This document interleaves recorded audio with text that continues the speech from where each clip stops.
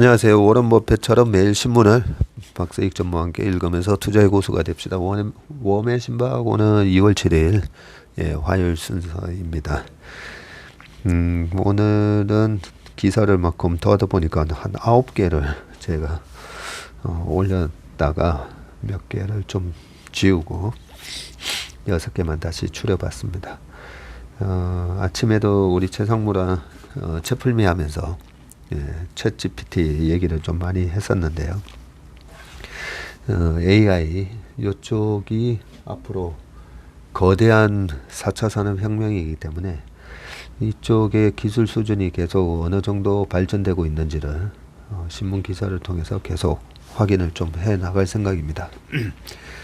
그런 차원에서 오늘 첫 번째 기사가 AI 자본주의 흔드는 날 온다. 챗 GPT 아버지의 경고라고 되어 있습니다. 오늘 전부 매일경제 신문이고요.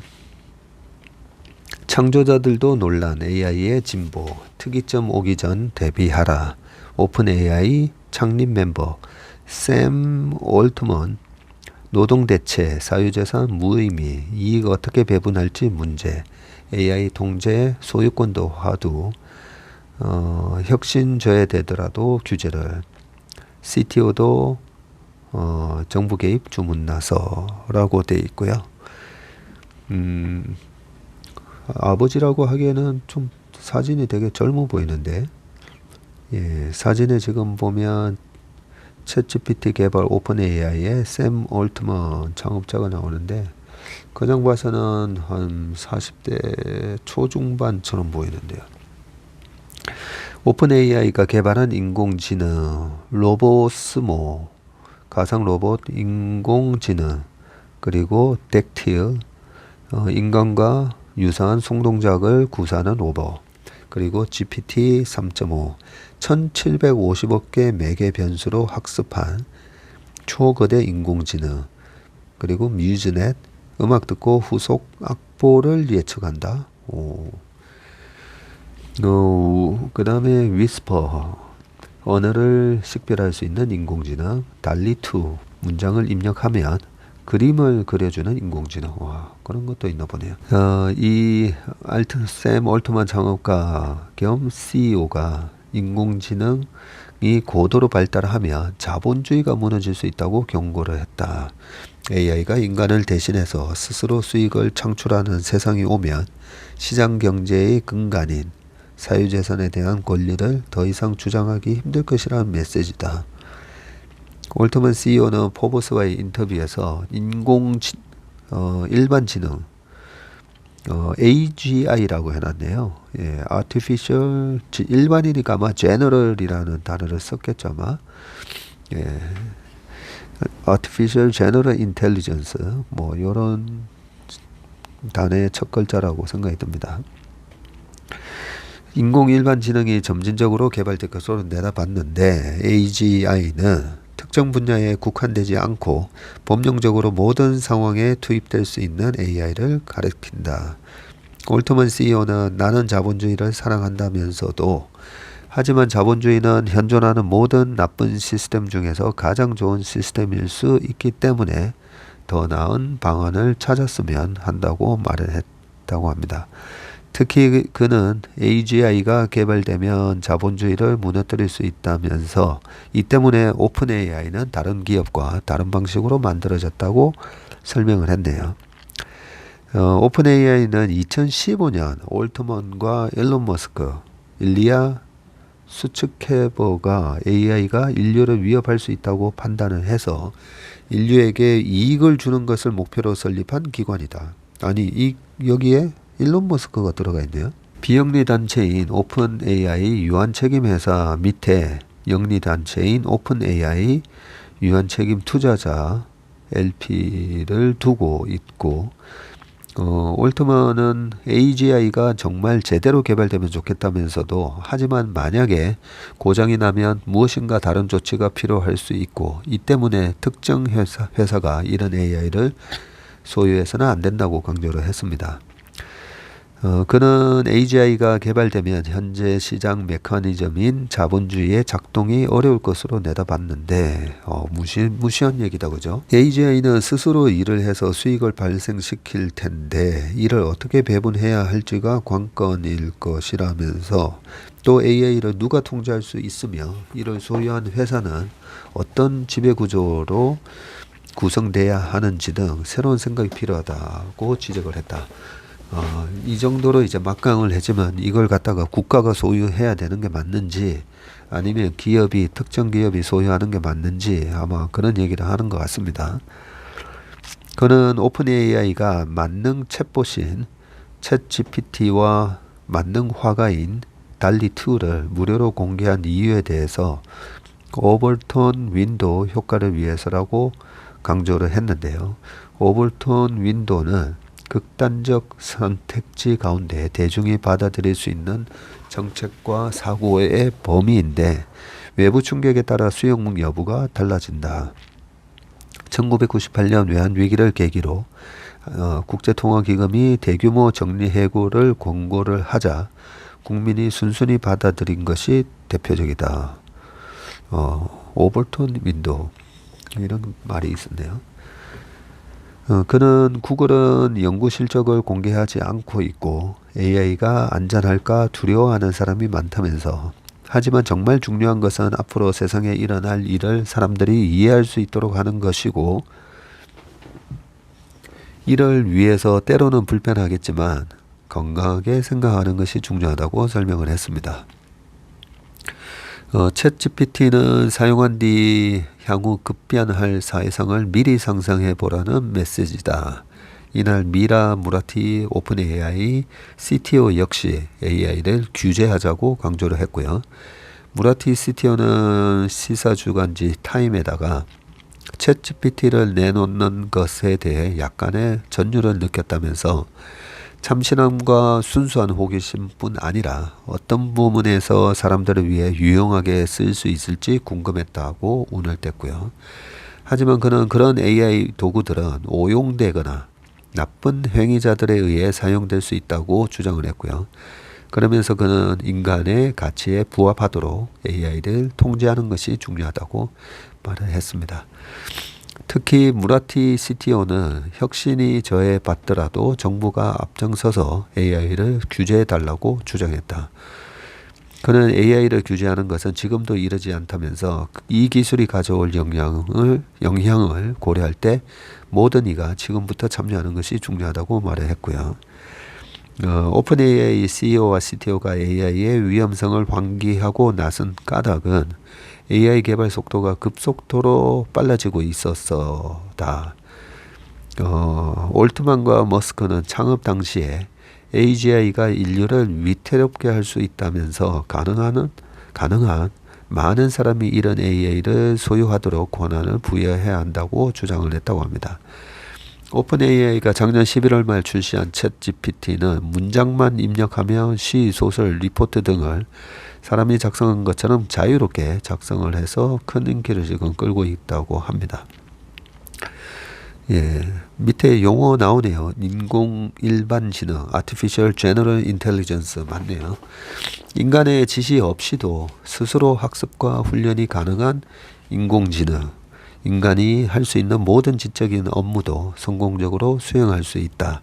마크 거버러드 노스캐롤라이나대 교수가 1997년 나노기술과 국제안보라는 논문에서 처음 사용한 단어라고 합니다. 이런 기사 읽을 때마다 자꾸 머릿속에 그 터미네이터 영화가 자꾸만 생각이 납니다. 근데 거기서는 기술 개발자가 계속 이 로봇을 개발해도 미래에 어떤 일이 벌어질지 모르면서 막 신나서 개발을 했다면 지금은 이 CTO나 이런 사람들이 계속 정부가 규제를 해줘야 된다. 오히려 이런 얘기를 한다는 게 미리 그런 어떤 인류의 위협이 되는 그런 부분을 인지하고 있다고 볼 수가 있겠네. 그 다음 기사는 수능을 본 챗GPT 영어가 2등급이고요. 수학은 9등급. 이거는 좀 예상 외네요. 오히려 수학이 거의 1등급 나와야 되는 거 아닙니까? 미국 의사 시험과 로스쿨 시험을 통과하면서 세상을 놀라게 한 챗GPT에 대한민국 수학 능력 시험을 치르게 해본 결과 영어는 높은 점수를 취득해서 2등급을 받았지만 수학이 최하 등급 9등급을 받았다고 하네요. 기술검증기관 에나는 김시호 연세대 인공지능대학 교수 연구팀과 함께 2023년도 수능 영어와 수학 과목을 풀어보게 했다네요. 그 결과를 공개했는데 이번 테스트는 수능에 출제된 문제 전체를 입력을 하고 답을 확인하는 방식으로 진행이 됐고요. 결과에서 영어가 듣기 평가는 16문제 중 14문제, 독해 평가는 17문제 중 13문제를 맞춰서 합산 점수 82점을 취득했다고 하고요.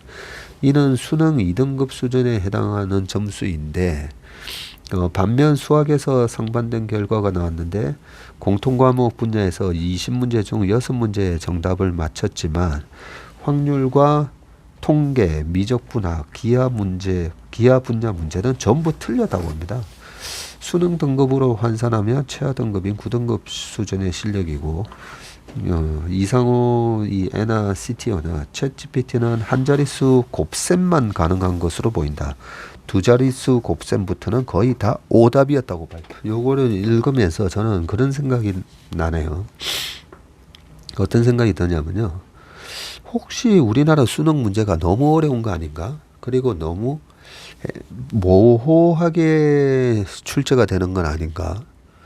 그런 생각도 듭니다. 예전에 뭐 우리 다 학력고사랑 다 쳐봤지만 어떤 문제는 정말 뭐 이게 무슨 말인지 어떻게 보면 지나고 보면 우리가 문제 중에 한두 문제 정도는 보면 문제 자체가 잘못된 것도 있었잖아요. 예, 근데 미국 의사시험하고 로스쿨을 통과한 챗GPT인데 그것도 만약에 이제 이게 뭐 국어 문제라든지 국사 문제 이런 거면 모르겠는데 영어하고 수학이잖아요. 영어하고 수학인데 영어는 이제 좀 높은 점수 받았는데 수학에서 이게 전부 틀렸다는 게 이게 문제를 너무 꼬아서 낸 게 아닌가 뭐 그런 생각도 듭니다. 이렇게 어려운 시험을 우리나라 학생들이 본다는 거 아닙니까, 그죠? 이 챗 GPT도 못 푸는 문제를 우리나라 학생들한테 풀게 만드니까 꼭 이렇게 문제를 그렇게 어렵게 내야 되는 게 맞는 건지 잘 모르겠습니다. 세 번째 기사입니다. 중국 의존도 높은 K반도체 투자 제한 늦춰달라 미국에 호소를 했다고 합니다. 네, 아마 지금 삼성전자도 시양 공장이고 저기 SK 하이닉스가 이제 우시 공장부터 대련에도 있고 그죠? 미 반도체법 세부 지침 이달 확정인데 삼성하고 SK가 시간 벌기 나서 선택기로에선 K반도체라고 돼 있으면서 지금 그림을 보니까요. 어디에 지금 우리나라 삼성하고 하이닉스의 공장이 있는지 나옵니다. 중국 시장 포기가 어려운 삼성전자, SK 하이닉스라고 돼 있으면서 대련, 다이렌 여기에 SK 하이닉스가 20에서 30% 요게 비중인가 보네요. 낸드 플래시 전체 생산량의 20에서 30%를 지금 대량 공장에서 생산하고 있고요. 그 다음에 이제 수저우 이 지도랑 같이 이렇게 보니까 이제 좀 확실하게 알겠네요. 뭐 우시, 그 다음에 시안, 다이렌, 뭐 수저우 이러면 대련 정도는 저도 이제 가봤기 때문에 좀 아는데 다른 지역은 안 가보면 잘 이래 확 와닿지 않지 않습니까, 그죠? 수저우에서는 삼성전자 이제 후공정을 하고 있고요. 옛날에는 뭐 필리핀이나 저쪽에서도 싱가포르 이런 데서도 이제 후공정 작업을 많이 했었는데 그쪽에 있는 회사들이 좀 많이 안 좋아졌더라고요. 그 다음에 이제 삼성 시안 공장 나옵니다. 낸드 플래시 전체 생산량의 40%를 중국 시안 공장에서 지금 하고 있고요. 충칭, SK 하이닉스가 이제 충칭에 후공정 공장이 있네요. 그리고 하이닉스의 우시, 여기 우시 공장에서 지금 D램 전체 생산량의 50%를 여기서 생산하고 있고, 파운드리도 여기서 하고 있다고 합니다. 이 파운드리도 키워야 되는데 중국에 딱 들어가 있으니까 ASML에 뭐 노광장비 이런 걸 갖다가 아예 중국으로 못 들어가게 한다면 큰 타격을 받을 수밖에 없겠네요. 대중반도체 수출 급감에 흔들리는 한국이라고 되어 있고요. 퍼센트가 나오는데 2022년 10월 달에 마이너스 22였다가 11월에 마이너스 35.6이었다가 12월에 36.8 그리고 이번 1월 달에 46.6% 중국 수출이 감소하는 그런 모습을 보였습니다. 전년 대비 반도체 대중 수출 감소율입니다. 방금 중국을 압박하는 미국의 지금 반도체와 과학법에는 어떤 내용이냐면요. 총 예산이 2,800억 달러 약 한 350조 정도 되는데 반도체 관련 내용으로 미국 내 시설 투자에 보조금을 주고 25% 세액 공제도 해주고 R&D 지원금 지급 등 이렇게 내용이 되어 있고요. 여기 조건에는 10년간 중국 등에서 시설 투자, 공정 개선 등을 제한한다라고 이렇게 되어 있고요. 삼성전자, SK 하이닉스가 미국 정부의 이 가드레일 조항 확정을 앞두고 지금 이렇게 숨가쁘게 움직이고 있는데 최우선 목표가 미국 반도체와 과학법, 칩스법, 요 칩스법의 우려국 투자 금지 조치에서 예외를 인정받는 것인데 지난해 10월 중국에 대한 첨단 반도체 장비 수출 통제에서 삼성전자 하이닉스가 1년간 유예를 받았던 것과 유사한 형태를 기대하고 있고요. 지난해 8월 공표된 미국 칩스법은 미국 내 산업 부흥과 기술 패권 경쟁 승리를 목표로 자국 내 반도체 공장 신증설과 장비 현대화에 인센티브를 제공한다는 내용을 담고 있습니다. 특히 반도체법에 의해 보조금을 지원받은 기업은 향후 10년간 중국을 포함한 우려국에 첨단 반도체 시설을 짓거나 기존 시설에 추가로 투자하는 것을 금지하도록 하는 가드레일 조항을 담고 있다고 합니다. 이게 가드레일이 우리 도로 옆에 있는 가드레일하고 같은 단어인 것 같네요. 보니까 이 벗어나지 못하게 경계를 확실하게 딱 구분지어 준다 이런 내용인 것 같습니다. 미국은 물론 중국에도 생산 시설을 두고 있는 이 한국 반도체 기업들한테 지금 난감한 상황인데 지난 10월 미국 정부가 중국에 대한 첨단 반도체 장비 수출을 통제하기로 한 조치와는 지금 별개다. 당시 미 상무부는 중국의 생산 시설을 갖추고 있는 다국적 기업에 대해서 사안별 심사를 통해서 장비 반입을 허가하기로 했는데 삼성전자와 하이닉스에 대해서는 지금 1년간 건별 심사 유예를 승인을 했고요. 미국 정부는 이달 중 세부 지침을 이제 확정할 건데 삼성전자와 하이닉스가 지금 미국의 반도체 공장을 증설하거나 신규 설립을 추진하면서 미국 반도체법의 혜택을 기대해 왔다. 삼성 낸드 생산량의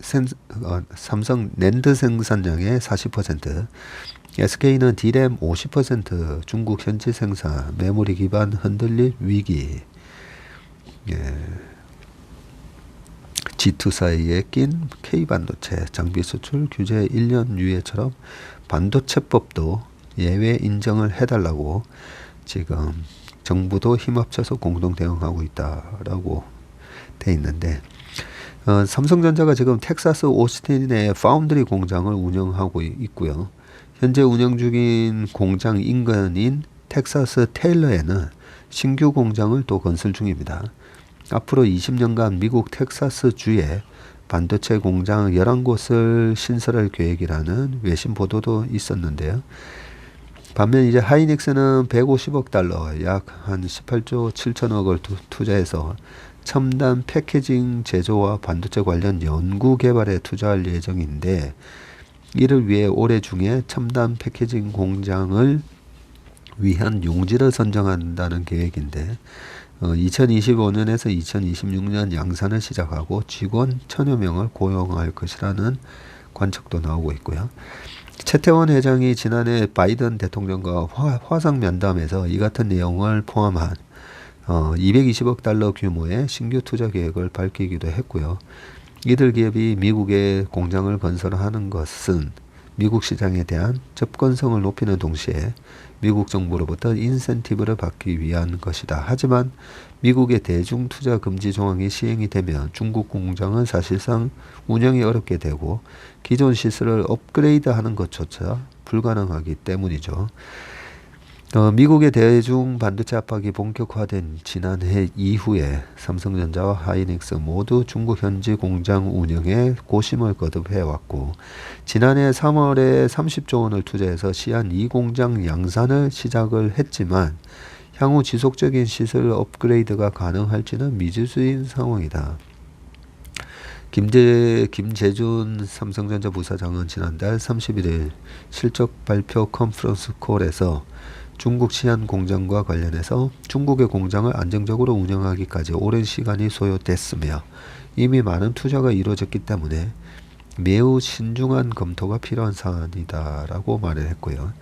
중국 우시 디램 공장의 EUV 장비 반입을 추진하며 미세공정 투자를 예고했던 하이닉스는 이 같은 계획을 지금 보류를 했다고 합니다. 현 시점에서 첨단 반도체 장비 수출 통제와 마찬가지로 미국 정부가 삼성전자 하이닉스의 중국 투자 금지 조항 적용을 1년간 유예할 가능성이 높은 것으로 알려지긴 했지만, 이 조항에 10년간 투자 금지라는 기한이 명시되어 있는 만큼 미국 정부가 무한정 배려할 수만은 없는 상황이라는 관측도 제기되고 있고요. 중장기적으로 불확실성이 확대되면서 미국과 중국 사이에서 선택을 해야 하는 시점이 올 수 있다는 의미입니다. 한국의 반도체 기업의 중국 시장은 쉽게 포기하기 어렵죠. 한국 반도체 기업들이 지난해 4분기 최악의 실적을 기록했는데 중국 내 수요 부진이 가장 큰 이유고요. 하이닉스는 지난해 3분기 기준 전체 매출 중 29%를 중국에 의존하고 있고요. 21년 말 기준으로는 매출 의존도가 36.6%에 달합니다. 삼성전자 역시 중국 매출이 30%를 상회하는 것으로 전해졌네요. 한국 경제 전반적으로도 지금 영향을 미칠 것으로 예상이 되는데, 반도체는 한국 최대 수출 품목으로 전체 수출에서 5분의 1 이상을 차지해왔기 때문이다. 우리나라 전체 수출의 20% 이상이 반도체입니다. 그래서 반도체 공화국 뭐 이런 말을 우리가 많이 쓰는데, 지난 1월 한국 반도체 수출액이 60억 달러로 전년 동월에 비해서 44.5%나 감소를 했죠. 중국 내 수요 부진이 주요 원인이고, 한국의 대중 반도체 수출은 지난해 10월 마이너스 22%에서 올해 2월 마이너스 46.6%로 축소폭이 확대되는 지금 추세에 있습니다. 반도체 업계 관계자는 한국 반도체 기업 실적에는 이미 중국 시장의 공백이 반영돼 있고, 안보는 미국, 경제로는 중국과 깊은 관계를 맺고 있는 한국으로서는 난처한 상황이 반복될 것으로 보인다고 말을 했습니다. 네, TSMC 같은 경우에도 최근에 보면 아예 그냥 미국에다가 공장을 빠르게 약간 이전하는 듯한 그런 식으로 이제 투자를 한다라고 돼 있고, 어쩔 수 없는 것 같습니다. 보니까 그죠? 네, 미국이 그 어마어마한 이제 달러를, 기축통화 지위를 이용해서 그 달러를 어디에다가 뿌려줄지, 그걸 미국이 결정을 하는데, 미국 땅에서 공장을 짓고 미국 내에서 하라고 그렇게 이제 압력을 가하는 거나 마찬가지 상황이니까 미국은 미국대로 이렇게 아까 오스틴 공장, 테일러 공장 뭐 하긴 하는데 일단 중국에 지금 투자돼 있는 거 중국에 계속 이렇게 30% 이상 매출에 의존을 하고 있는데 참 딜레마네요. 잘 해결되기를 바라겠습니다.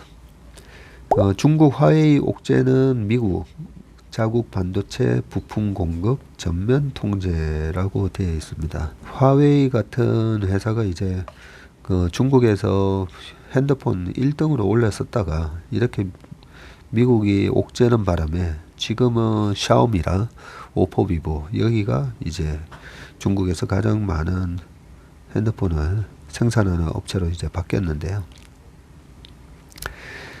선택의 기로에선 K반도체라고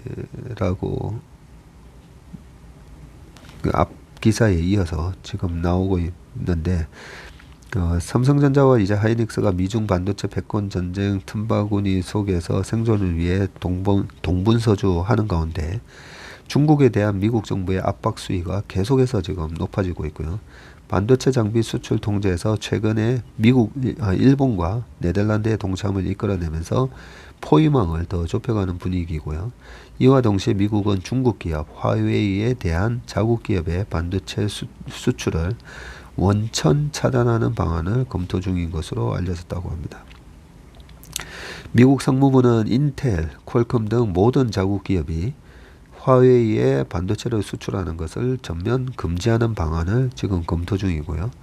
블룸버그는 화웨이가 미국 블랙리스트에 오른 지 4년이 되는 5월 15일부터 이 같은 규제가 적용될 가능성이 있다고 전망을 했습니다. 미국은 2019년도에 화웨이를 거래 제한 명단 엔티티 리스트에 올렸었네요. 당시 트럼프 미국 행정부는 안보상 이유를 앞세워서 미국 기업들이 화웨이에 부품을 공급할 때 허가를 받도록 의무화한 바 있고요. 이런 부분들이 2019년도에 우리 주식시장에 굉장한 스트레스 요인이기도 했었습니다. 여기서 한 발 더 나아가 조 바이든 행정부는 반도체 수출을 원천 차단하는 방안을 검토하고 있어서 트럼프 행정부 시절보다 제재 강도가 더 세다는 분석이 나오고 있습니다. 앞서 미국은 최근 대중 반도체 장비 수출 통제에 일본과 네덜란드 정부 동참을 이끌어내기도 했고 일본과 네덜란드의 동참으로 어플라이드 머티리얼스와 램 리서치 등 미국 기업뿐 아니라 일본 니콘과 도쿄 일렉트론, 네덜란드 ASML 등 전 세계 반도체 장비 기업 탑5는 모두 중국으로 첨단 반도체 장비를 수출하지 않기로 했습니다. 지난해 10월 미국 상무부가 발표한 대중국 반도체 장비 규제안의 연장선인데요. 당시 전자와 하이닉스는 이렇게 1년 유예를 적용을 받았지만 일본, 네덜란드 정부까지 자국 기업의 출혈을 감수하면서 대중 반도체 장비 수출 통제에 동참한 만큼 어느 시점에는 중국 현지 공장의 추가 반도체 장비 반입이 우리나라도 이제 어려워질 수가 있습니다. 당장은 첨단 반도체 생산에 필요한 장비에 대한 중국 기업의 접근권이 막히면서 국내 기업들이 반사 이익을 볼 것으로 기대되죠. 장기적으로는 미국의 대중 규제가 중국의 반도체 독립을 가속화하는 계기가 될 수 있다는 시각도 있다. 그렇겠네요. 남대종 이베스트 투자증권 연구원은 중국 정부와 기업이 반도체 생산과 공급 목표를 중국 내수로 한정하고 미국처럼 보조금을 지급하면서 자국 내 산업 육성을 공격적으로 확대한다며 글로벌 반도체 생산업체의 비용 부담이 가중될 것이라고 분석을 했습니다. 네, 중국의 최대의 또 장점 중에 하나가 저는 만만디 그런 특성이라고 생각합니다. 우리가 조금 빨리빨리 문화라면 중국은 좀 만만디잖아요. 만만디이기 때문에 저 어마어마한 이제 만리장성이라든지 뭐 이런 거를 이제 만들 수 있다 보거든요. 그래서 아마 중국 입장에서는 그래 미국이 너네들이 이렇게 견제를 하면 우리나라에서 ASML 같은 그런 EUV 노광 장비도 만들고 여러 가지 반도체 기업이 갖고 있는 거 이것도 우리가 자체적으로 만들지 뭐 이런 식으로 할 가능성이 아주 높죠. 그런 식으로 원래는 이제 갖다 쓰다가 우리가 일본에서 화이트리스트를 만들어 버리니까 우리 쪽에서 아 그래 그러면 우리가 소부장 삼성전자를 중심으로 해가지고 우리 자체적으로 뭐 개발하지 이런 식으로 됐지 않습니까? 그죠?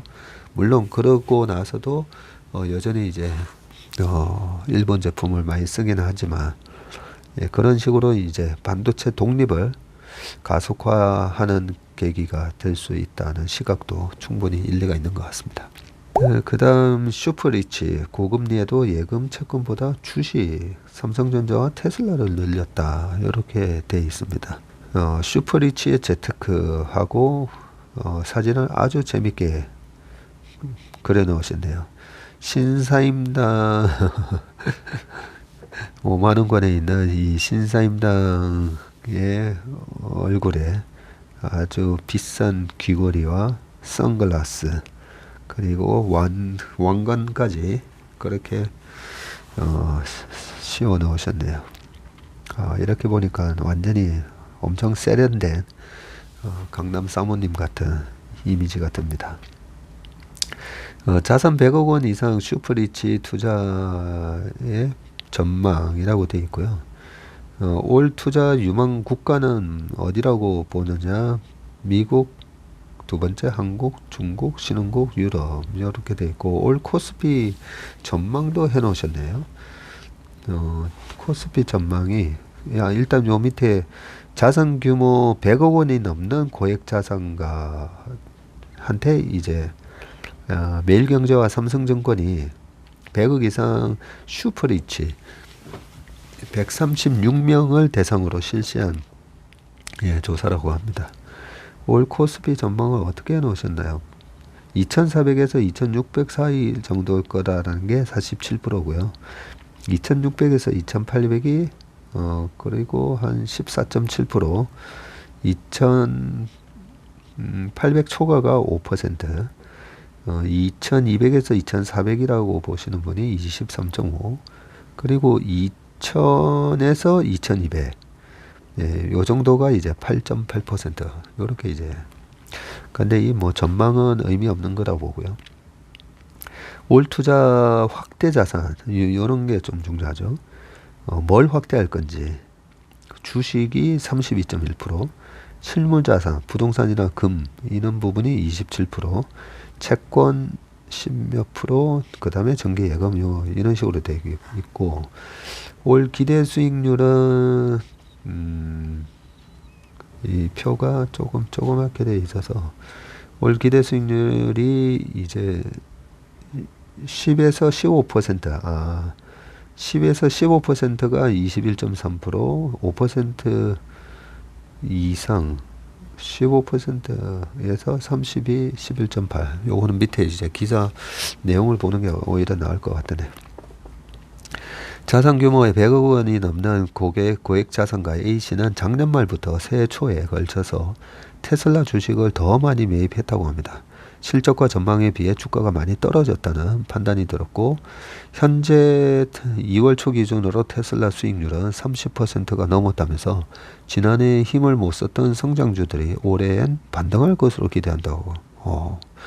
주식 잘하시는 분이네요. 고액 자산가들이 성장주 투자 비중을 늘리고 나선 것은 경기 침체의 충격파가 생각보다 크지 않을 수 있다는 기대감이 지금 깔려 있다고 하고요. 2월 FMC 회의 후에 물가 정상화를 뜻하는 디스인플레이션을 제롬 파월 의장이 언급을 하면서 시장에선 정책 변화가 빨라질 수 있다는 기대감이 높아지고 있고 100억 원 이상 자산가들은 이 같은 변화에 적극적으로 올라타면서 지난해 낙폭이 컸던 성장주에 대한 투자를 늘리고 있는 것으로 평가되었습니다. 매경과 삼성증권이 자산 100억 이상 슈퍼리치 136명을 대상으로 이 실시한 조사에 따르면 올해 투자를 늘릴 종목으로 낙폭이 컸던 성장주가 되고 꼽혔는데요. 구체적으로 매수했거나 매수할 계획이 있는 상위 5개 종목으로는 삼성전자, 카카오, JYP 엔터테인먼트, 현대 로템이 들어가 있네요. 그리고 포스코홀딩스로 집계됐다라고 합니다. 예, 아마 방산 붐 때문에 현대 롭템이 들어갔었나라는 생각이 들고요. 올 들어 삼성전자가 12%, 카카오 24% 등을 비롯해서 연초 토끼 랠리의 수혜를 입은 대표적인 종목들이다. 같은 기간 개인 투자가들이 3일까지 삼성전자와 카카오를 각각 2조 5천억 그리고 2,729억 원어치 순매도를 쏟아내며 슈퍼리치들과는 정반대 행보를 보였다. 근데 슈퍼리치도 개인이시고 여기도 개인 투자가들이 매도를 했다는데 전체적으로 이제 개인들이 이렇게 매도를 했는데 요분들 따로 설문조사를 했더니 이분들은 이제 사셨다는 거죠. 그리고 낙폭 컸던 종목 저가 매수 집중 반도체 ETF도 늘렸다라고 되어 있는데 미국 증시로 눈을 돌리는 큰 손들도 많았다고 하고요.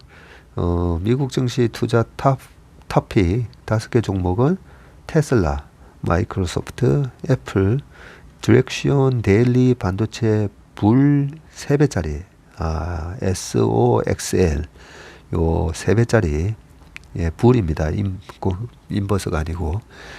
그리고 프로셔스 숏 QQQ ETF로 집계됐다. 이거 숏 QQQ를 또 사셨네요. SOXL은 반도체 경기를 반영하는 필라델피아 반도체 지수 변동폭의 3배만큼 움직이는 상품인데 슈퍼리치들이 반도체 경기 회복에 배팅을 하고 있는 셈이다. 국내 증시에서는 삼성전자에 대한 비중을 높이는 것과 비슷한 맥락으로 해석이 되고 테슬라 주가는 6일 기준 올 들어서 54%나 올랐고 마이크로소프트와 애플 주가는 최근 하락에도 불구하고 올 들어서 7.7 그리고 19% 상승을 했으며 SOXL의 경우에는 70% 이상 뛰었다고 합니다. 하긴 반도체 지수가 올 들어서 한 40% 올랐으니까요. 김성봉 삼성증권 SNI 법인전략 담당 이사는 지난해 시장이 하락했을 때 투자형 상품의 보수적인 모습을 보였던 고액자산가들이 올해는 금융시장에 혼란이 진정되면서 적극 투자형 자산을 늘리고 있다면서 미국 한국 시장을 중심으로 주도주를 찾으면서 가치주를 섞으며 안정성을 높인 고객들이 많다고 밝혔습니다. 그러고 보니까 저희 회사가 이제 자문 서비스도 한대 했잖아요. 그동안 이제 1인 저희가 이제 1,500억이 넘었는데 직접 이제 가지고 계신 계좌를 저희가 직접 사고 발굴을 해주는 그 1임은 이제 뭐 기준이 3억 이상인데 하도 주식 하시다가 터진 분이 많아서 지금 뭐 2억 이상도 뭐 해드리기는 한데 너무 이제 금액이 이제 크지 않는 분들이 아쉬움을 많이 얘기하셔가지고 저희가 이제 자문 서비스도 하고 있거든요. 그 자문 서비스가 이제 삼성증권하고 그 KB증권 하는데 그저껜가 11억을 가입을 하신 분이 계셨습니다. 자문 서비스로. 자문 서비스 해봐야 그게 월 5만 원인가 뭐 얼마 하지 않는데 그런 걸 보면 이제 이 거액자산가들 지금 슈퍼리치 분들이 주식에 상당히 많이 관심을 가지고 계신다라고 볼 수가 있습니다. 아마 그분은 제가 봤을 때는 자문 서비스를 통해서 우리를 추천을 하는지 아마 그걸 보고 싶어서 하셨던 게 아닌가 뭐 그런 생각이 듭니다. 참 말씀드리면서 여러 가지 이제 그 사칭 문자들 되게 많이 날라가잖아요. 뭐 무슨 방에 들어오세요, 입장하세요. 어제도 보니까 뭐 3프로 TV에 김프로입니다라고 하면서 무료입니다. 뭐 이런 거 있는데 그게 전부 다 사칭을 해서 거래 안 되는 주식을 자기네들이 사놨다가 무료로 알려드립니다 하면서 들어오게 만들어서 마치 대단한 주식인 것처럼 얘기하면 그 얘기 듣고 뭐 300명, 500명이 아 그런가? 거래 안 되는 주식을 매수를 누르다 보면 주가가 마치 올라가는 것처럼 보이잖아요. 그런 데다가 아마 때리고 나오려고 그렇게 계속 반복이 되는 거 보면 저는 똑같은 지금 사칭 세력이 계속 이걸 이용해 먹고 있다라고 보거든요. 이런 부분을 그게 우리가 뭐 편의점에서 물건 하나 훔쳐도 그게 절도죄로 크게 처벌을 하는데 지금 이 사칭, 보이스피싱 뭐 이런 것들이 거기에 뭐 몇 천만 원, 몇 억씩 계속 당하는 사람들이 나오거든요. 근데 왜 이런 걸 갖다가 빨리 법규를 만들어서 이런 걸 근절을 못 시키는지 모르겠습니다. 이 카카오톡이나 이런 데다가 얘기하면 뭐 또 경찰에서는 피해가 아직 발생 안 했기 때문에 우리가 뭐 어쩔 수 없다 이런 얘기도 많이 하거든요. 아니 피해가 나야만 대응을 하면 안 되잖아요. 그런 피해가 발생하기 전에 분명히 지금 엄청나게 지금 그 유명 경제 유튜버들 사칭하는 이런 문자가 뭐 하루에도 두세 개씩 날라오지 않습니까? 저는 문자 딱 보면 바로 꾹 눌러서 수신 차단을 해버리는데도 계속 전화번호 바뀌어서 나타나는데 이런 부분 좀 건절해 주시기 바라겠습니다. 마지막 기사는 전기차 배터리도 재활용을 의무화를 검토하고 있다. 뭐 이런 부분인데 네, 이런 부분은 상당히 중요합니다. 이 폐배터리가 나중에 폐배터리 하느니 그냥 원재료 수입해 가지고 하는 게 낫다. 이 경제성이 떨어지면 그런 부분이 있어서 이게 우리가 기대했던 것만큼 시장이 안 열릴 수가 있는데 의무화를 검토하고 있다라는 기사가 있으니까 참고해 보시길 바라겠습니다. 네, 오늘 원의 신박은 여기서 마치도록 하겠습니다. 고맙습니다.